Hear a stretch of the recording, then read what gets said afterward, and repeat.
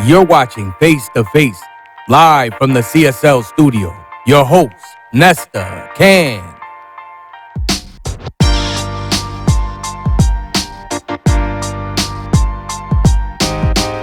Good evening and welcome to another episode of Face to Face. Yours truly, Nesta, Cann. And today we have two special guests in the studio. Introduce yourself, fellas. Yo, this is Raj, apparently. Raj, I know you, Raj. And Yo, it's your boy, Dutch Alcott, also known as The Almighty Alcott. You can follow me on Instagram at Almighty Alcott. Get in tune with your boy. Oh, that's good. Okay. Media trained. Let's get into this. Let's start off with you. What, Alcott? Yes, or Dutch Alcott. First Dutch. name Dutch, last name Alcott. I'm going to call you Dutch, baby. There we go. So, what advice we have from you in according to relationships? Let's talk about relationships here. Let's jump right into it. Jumping in. I don't know. I feel like a question like that is like insanely vague because anybody can pick anything apart. What makes a healthy relationship? Communication. And Get this, right? If you have the illest argument ever, right? Where it's like, let's say you dead ass fuck up on something and you like, yo, I didn't remember that you told me 1,000,000 times to not do that shit. What if instead of you being like, yo, why you always blacking about that every time? It's been 3 years, you still complaining about that? What if one day you was just like, yo, you know what? I completely forgot that you don't like that. That's my bad. That's good communication. You can fuck up 1,000 times. You're gonna fuck up 1,000 times in a relationship on both sides. But if you can communicate properly, it cuts down 90% of the argument. Because now an argument that's gonna last you a whole week is only gonna last you 10 minutes. The residual feelings are gonna last for maybe an hour or two, depending on how spicy I was getting. But the whole point is, if you can communicate good, you feel me? But if you can communicate good, then it's like that's when you get that shorty on the other side of the room, like you on the other side of the room, like yo, what you trying to eat? And then she hit the, I don't know what you trying to eat. Chipotle? Shut up. Let's get the keys. I hate you. And then y'all kissing, hugging, walking to the car and shit. You feel me? So yeah, just I would say one thing is communication. Well, how important is sex to a relationship? Honestly, that's a newer question that's been popping up in my life. I don't got a deep philosophy for that yet. You feel me? I have a half of a philosophy. If the sex is not the cherry on top that you can't live without, then there's kind of a problem. Like it needs to be just the cherry on top, but it's a cherry on top that a lot of dudes can't live without. Although it is a cherry on top, it's kind of like, man, I eat this whole ice cream, but without the cherry on top, it's just like, I mean, is it ice cream? You know, like nah, it's not, bro. Because look, right, for myself, there's been a girl that I've been chilling with, and sex hasn't been involved. But she, like, legit, I thought this shit was corny my whole life. Never thought this shit really existed. But I would just chill with her because she's that cool. Like, to me personally. Like, we vibe on the same type of shit. So, we'll smoke a blunt, chill, talk about, nigga, aliens, the moon, stars, hip-hop, fucking J Electronica, MF Doom. Like, we just on the same kind of pattern. You feel me? So this is what I mean by I don't got a deep philosophy about that yet, bro. But it's developing. I mean, first question or the second? Which one? How are we doing? Do go whenever. Tackle it. To answer your first question, the good relationship. What makes a good relationship? My principle is ACE. It's authenticity, credibility, and empathy. This is what I find that will provide you the best relationship and this is not just with your partner. This is with like people, you know what I'm saying? But we're gonna keep it real relationships right now. So with your partner, if you are authentic, being who you are genuinely, without none of the frills, you don't have to act like someone you're not. Don't do that because you're digging yourself in a hole and you're just gonna mess it up. You're gonna drop the ball because it's not you. It's not you. Eventually, she's going to see those cracks, and everything is just going to be a disaster. Credibility. If you say something, do it. Don't make promises. Don't make empty promises because she will remember that. And Facts. it's going to hurt your credibility. It's going to hurt the trust.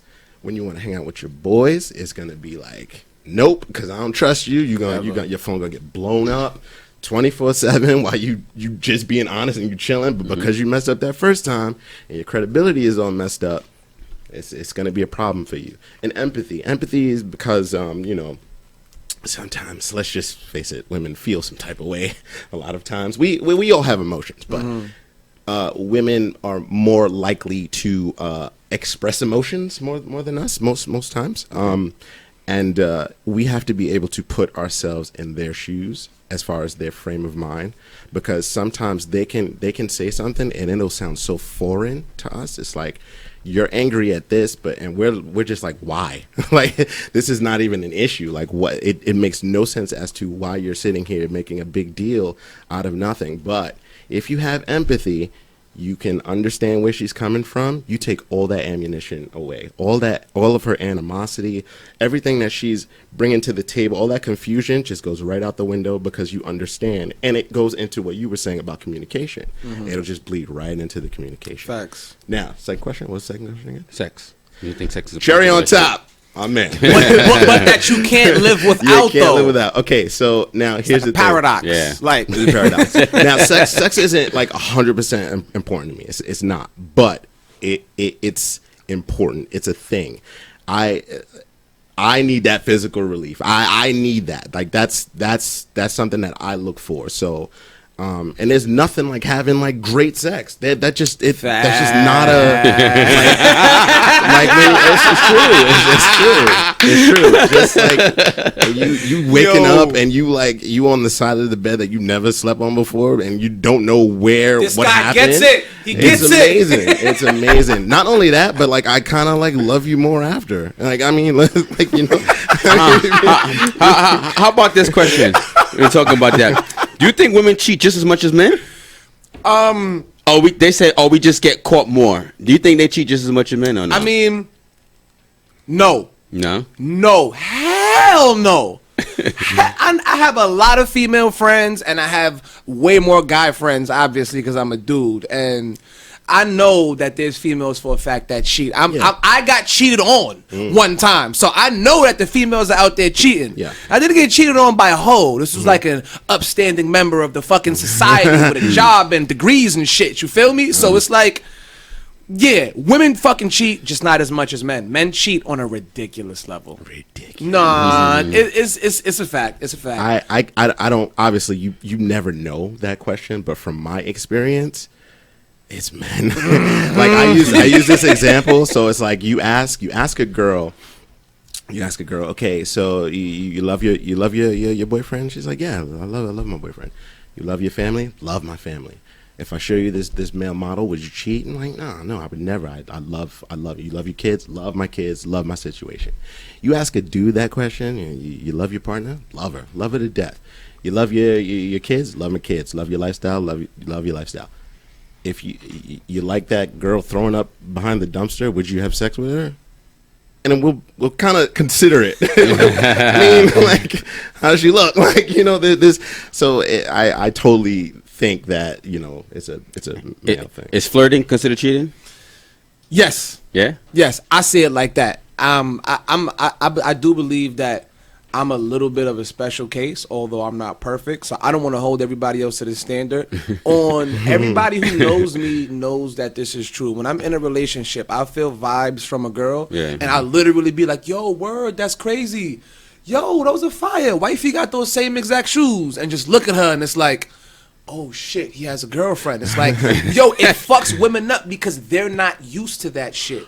Getting to that point, I've noticed that when you are in a relationship, it's like you have more women attracted to you. Then when you're single, you're like, wait a minute, when I'm single, how come I don't have all this energy coming my way? You don't need bait when you have all of the fish. So the fish want to see what the fuck is going on. Really a little bit, Dutch. Hold on. Like that. What I'm saying is this, right? If there's a fish there that's never leaving, the other fish are like, you don't need bait. There's a fish there already. I believe That is We talked about that before. Yeah, we did. And This is what I meant in the email, by the way, by philosophies on shit that's kind of like, yeah. you feel me? I just believe that women want what women don't want what another woman doesn't want. Mm-hmm. Like that's just it. Like if you have a girl, it's just showing her that you have like some sort of credibility in this area. Or someone else likes you. They want to know why. Mm-hmm. It's appealing. And if you have a wedding ring, forget it. Forget it. You know what they're thinking is, why is he taking commitment? He would be so perfect if he wasn't married. Yeah. If he was never married, you would never know this, that he was in the first place. Yeah. Like, but it answers a lot of questions as far as, are you afraid of commitment? No. Clearly, he's not. Yeah, he's not. So it's appealing. It's appealing. It's talking about bagging a female. What's your approach when trying to bag a female, talk to a female, like get into the hunt like that? Like, what's the hunt? Yeah, what's the hunt? I'm a rare case. I'm not a hunter, bro. You know how there's hunters. Oh, that's interesting. And gatherers. Yeah, I'm a gatherer, bro. Oh, that's interesting. A lot. Can I curse? Yeah, what do look,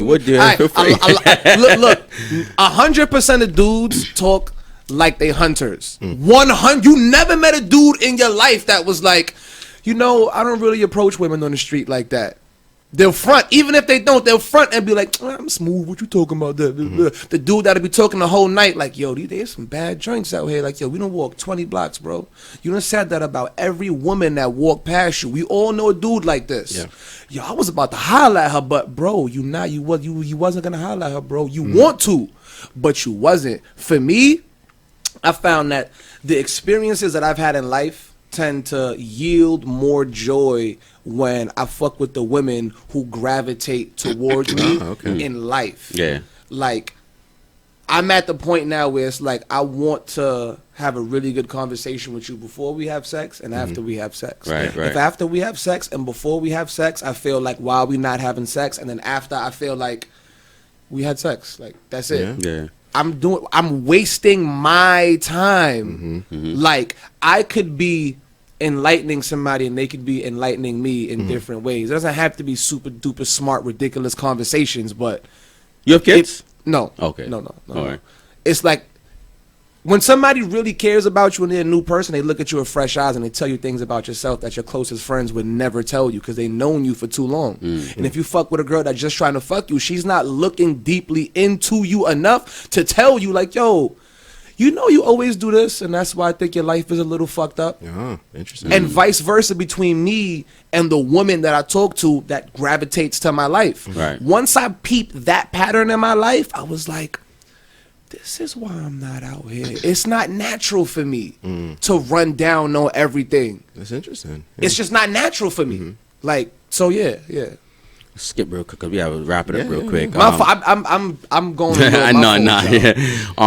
Your thoughts, your guys' thoughts on dating women with kids. You guys would date women with kids? Yes, no, no? Yeah, absolutely. Baby daddy drama? I don't You care don't care about none of that? That has nothing to do with me. Like, good. None So of it. I'm good with it. You good with it? Yeah, 100%. You good with it? You're looking like Because that was like a simple answer to really like. simple. I mean, some guys My don't answer want it. is no. No. Let me ask you a question real quick. Yeah, he was asking a question. How old are you though? How old are you? 28. All right. Okay. So take over. Answer the questions. You have everything you want to. I mean, that's. I just want to know. Like, okay, please continue. I didn't mean to cut you off. I just want to know. No. The age thing. Bro, I feel like hell no, but the Why? universe has thrown me crazier things. So like I said, why not? the amount of emotional and physical, just like the commitment is more than to just the woman. That's true. Yeah. It's like everything that's gonna come with you handling the kids, you're now going from single to a parent without any ease into it. Like, maybe if you have kids already, it would be a different world for you to deal with a woman that has kids because you can kind of wrap your head around it. But I have no kids. Right. So it's kind of like something that I already cannot wrap my head fully around because nobody's ever ready. You just have a kid and then you learn shit as you go. True. Yeah. You feel me? I feel like, am I really going to even really do you a service by like taking the kid on? Like, I can do my best and everything, but it's like, I got too much shit in life that I want to do. If I was in a point in my life where it was like, yo, I'm moving my way up in this job, this given field, and it's like I already have a house, car. If I met a woman that I loved, then I would feel like, yo, you guys are gonna be good because your mom's is already good. I'm good. We're gonna do the 2-parent household thing. We both elevating in our careers, bring the kids in. It would work a little bit different, maybe if I didn't plan on being like an artist and an entertainer. Yeah, I get that. All right, guys. So we gotta wrap this up a little bit. Anything I know you do some stuff outside. You wanna IG? You wanna here's your time to you recording, bro? You're recording. Here's your time to talk about what you do and everything. All right. So, coming up sometime next month, me and my team, SONY, we're going to be doing a festival stage on Labor Day. Now, we're not exactly sure where this is going to be, but we know for a fact that we're going to be blessing that stage. On the 17th, DJ Prezi just had us on the SOB stage for the main event concert. He was a special guest. That was super turnt. So we're just going to keep on coming with more music. We got a mixtape that we planning. Nice. I can't really say who necessarily what's going on, but the big boys is kind of looking at us and having some conversations with our manager. So, you know what I mean? Keep a lookout for that. All and right, nice. Signing off, it's your boy Dutch Alcott, a.k.a. the Almighty Alcott. And you can follow me at Instagram at Almighty Alcott. All right, Dutch, it's a pleasure to have you on the show, my man. It was a pleasure meeting y'all. All right. I wish I would have came Profound earlier. young man you are. This wraps up another episode of Face to Face. Yours truly, Nesta Cann. Take care and God bless. Yes.